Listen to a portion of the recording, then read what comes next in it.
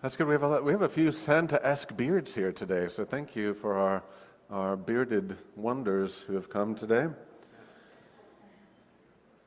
So as we mentioned at the start of the service, thank you to everyone who was part of setting this up, and something deep in summer to be able to focus on the gift of Jesus, but to do it in a fun way. And also for everyone who's set up for Vacation Bible School and all the volunteers, and Michelle and everyone, because that's been a lot of work too, as you can tell just by this. And so we're looking forward to celebrating that this week as well. So a lot of good things happening at LCR this week. Well, one of the things that we don't talk a lot about in the Christmas story is what the angels say to the shepherds when they say, "This will be a sign to you." I don't want to say it's a disappointing sign, but you wish it was a little more dramatic. You know, they go, "This will be a sign for you. You will find a child wrapped in swaddling clothes." That seems pretty normal. In a manger? Okay, that's a little different. But couldn't it be more extraordinary? Like, you will find a child with lightning written on his face. You will find a child where the birthmarks put together will become the belt of Orion, and it will unlock the astrological significance of this third age, and then you, shepherds, shall be... But it's all very common. You shall go and find a child wrapped in bands of cloth, lying in a manger. Now, you need to understand that this announcement from God is vitally important for the gift of Christmas and also the gift of our salvation. Because when you wrapped a child in bands of cloth, you were making an announcement to everyone around you. And it's an announcement that will probably shock our modern people, but it is one that was not all the time made, which is, we're going to keep this baby. If you wrapped the child in bands of cloth, you were announcing that the child was going to be kept. And if the child wasn't wrapped in bands of cloth, and if they didn't take salt and rub it into the body of the child, and if they didn't cut off the cord of the child, it meant the child wasn't going to be kept very long, and they were going to take it and leave it outside for either animals to get, for the elements to get, or maybe for someone of mercy to find. It is the long human tradition of exposing children after birth, children that were unwanted.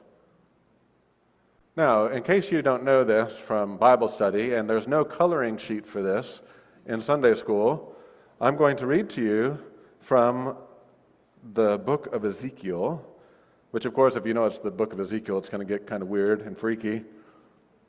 But it needs to be weird and freaky because this is God. Did you ever have your parents tell you, this is what it was like on the day you were born? There was snow and there was ice, and, well, we went and the nurse said this and the doctor said this, or, well, we almost didn't think the doctor was going to make it. We all have stories about when we were born.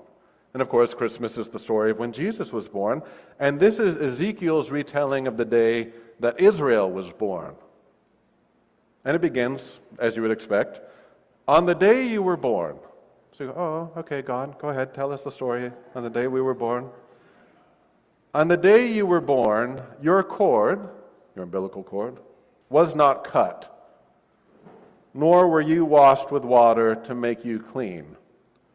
Nor were you rubbed with salt or wrapped in cloths. No one looked on you with pity or had compassion enough to do any of these things for you. Rather, you were thrown out into the open field, for on the day you were born, you were despised. That's from the Bible. It gets a lot worse, actually, if we keep reading it, but I'm not going to read the whole story to you. You need to understand that the gift of Christmas isn't just a story of continuity. Well, now we're going to model good parenting through the divine application of swaddling clothes. It is God announcing to children that are unclaimed and unwanted and left to the vagaries and violence of the world that the story of being unclaimed is over. The story of being left and exposed is finished. The story of not being met with compassion and pity is to be ended. And this is so important to understand that the ethical heart of Christianity has always then, from the very beginning in ancient Rome, the Christians were wandering around picking up babies that had been left outside, unwanted, because they took seriously this swaddling clothes and this manger. This sign that was given to the shepherds was given to them for a purpose, that they were now part of God's family. And that's what we're celebrating today. We're not just celebrating some sort of cultural significance. Well, don't you love celebrating Christmas? And let's get all the stuff out that we normally keep in the closets for 6 to 8 months. We're doing all of that stuff, but we want it to be the heart of the message. which is there will be a child wrapped in cloth. There will be a child whose cord is cut, whose blood's been washed, whose salt's been rubbed in as a sign that this child is being kept. And for every reason that Mary and Joseph had, because they had good reasons, if you want to take the story seriously, to leave the child somewhere else and to start over when it's a little less controversial, a little less conflicted, a little less problematic. Well, let's wait at least till the wedding, and then people will know that we don't have problems. But the fact that the child is kept is this idea of God's embrace of the world. So it's a very important sign that the angels give. It's not because they couldn't come up with something else. What do we tell the shepherds? Well, I don't know. Just say, look for the baby. Put him in a manger there. And you need to know, too, that the swaddling clothes then are reminiscent of the grave clothes. Because that experience of being unwanted and that experience of being put out is very much the pathway to dying. And I would not be surprised, and I don't know this because I haven't told anyone, I would not be surprised if one or two of you come out of church today and said, that was my story. My parents didn't want me, and I had to live with shame, or I had to live with rejection, or I had to live with a hard road. We had a guy in a parish that I worked in who would go with his mother. Remember the days when they would send pregnant girls off to mothers' homes? And he had been that with his mother, and then she got pregnant again, and he had to go live with her in Santa Monica in a single mother's home. And he very much lived with that. You know, he's in his 80s now, and he still lives with the burden of really being unwanted and the fear of being abandoned, because those things are very closely aligned. This fear of abandonment, I will be left, even as an adult, I will be left somewhere. And so in all of his relationships, you see them marked by that. But it is the gift of today that we are celebrating what it means to be claimed, and that God doesn't just claim us in a sort of legalistic way. Well, I told the lawyer that you get the will. God adopts our nature. God takes on the unwanted flesh. God takes on the uncut cord. God takes on the blood. God takes on the alienation, so that now there is a pathway for all people. There will no longer be anyone left to their own devices. There will always be another baby crying next to them who came into the world in a very similar way. Now, I want to tell you what this looks like in a modern context, and also teach you about someone that we were introduced to in Japan. Go ahead, Nick, put this picture up on the screen here, if you can see him. He's coming in a second. He'll be there. And if not, I'll just tell you about him.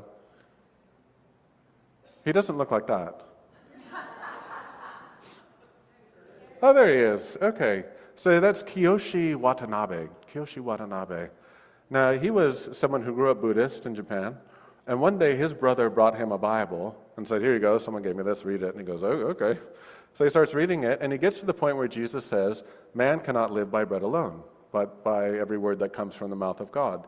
And he's like a teenager, and he goes, well, what does that mean? So he goes to his brother, who's training to be a doctor in Kyoto, and he goes, well, what does that mean? He goes, I don't know, I'm not a Christian, I gave you the book, I didn't want it, you take it, you know. And so he's just fascinated by that. Man does not live by bread alone, but by every word that comes from God's mouth. He ended up moving to Kumamoto, to Kyushu Gakuen.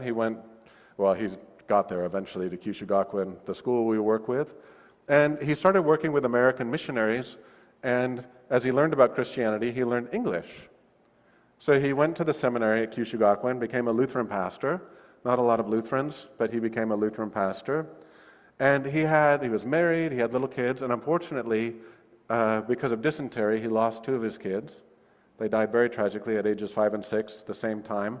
And then his wife died. And now he was a single dad. This guy was a single dad, and he had a couple of kids. And, you know, in Japanese society at this time, it wasn't like you were Mr. Dad. You know, like, oh, I'm just Mr. Dad, you know. So he had to figure out, what do I do? How can I do this? What is God? Why did this happen to me? The tragedy and living in faith and so on. And he ended up meeting a kindergarten teacher, and they got married and started a family. And so he just was a pastor. Now, he went to Gettysburg Seminary for 2 years. He got invited to go to Gettysburg Seminary. And if you know Seminary Ridge from the Civil War, that's the Lutheran seminary that's there. We actually have some part in that. There's still blood on the floor of the seminary if you go and visit it from soldiers who were kept there in the hospital. So his English improved even more. He came back to Japan, and now this is right when sort of the hyper-militarization pre-World War II is happening. And there are people everywhere in uniform. And so when Pearl Harbor happens, he ends up getting drafted into the army, but not as a soldier, as a civilian interpreter. He gets sent to Hong Kong. In Hong Kong, he is the interpreter at a prison camp for British nationals. And so he's watching these British nationals as they're struggling with beriberi, and they're going blind, and their bodies are wasting away. And he was the only Christian in the whole group of Japanese. And he would go into interrogations, and it was very much the kind of interrogation where if you said, "Okay, Paul, did you do it?" and you said, "Yes." "Yes, he said he did it." "Oh, you can't believe that. We beat it out of him." And they would expect you to just beat the prisoners horribly. And he refused to do that. He goes, "That's not my nature. I'm not going to do that." And actually, the thing that helped him get connected to other prisoners was Christmas, because they didn't know there were any Japanese Christians there. So when they celebrated Christmas, he went to the Christmas service and sort of stood off to the side. And then someone says, "Are you a Christian?" He goes, "Yes, I'm a Christian." And because of their belonging to the same story and the belonging of Jesus, in the middle of a war, in the middle of people who are being beaten and interrogated by the imperial army, this bond happens, this connection happens. And during the Second World War, he starts smuggling medicine and surgical materials into this prison camp so that the British soldiers can have medical attention. And he does it at the risk of his life. There's one time where he gets caught by a sergeant, and he has this black briefcase filled with feeding tubes for a guy that's dying of cancer. And the guy opens the briefcase, he goes, "That's it, I'm dead." He'd be handed over to the Japanese version of the Gestapo, the army's version of the Gestapo. And he looks inside it, and he just hands it back, and he goes, "Oh my gosh, it was a miracle, that he didn't see. It was literally right in front of his face. God prevented him from seeing." Now, the city he lived in after he went to seminary was Hiroshima. And his wife and kids were there. And he wrote them saying, "You got to go." And they said, "Yeah, we're going to try and leave." And now the war is starting to end. And actually, all the British people called him Uncle John. So his name is Kiyoshi Watanabe, but all the English people called him Uncle John because he became a fixture. He got kicked out of that camp, went to another hospital, became a fixture there, went to another place. He became very famous among the British, this Japanese guard named Uncle John, this interpreter. Well, the last letter he got from his family was, "We're hoping to leave Hiroshima by middle of July."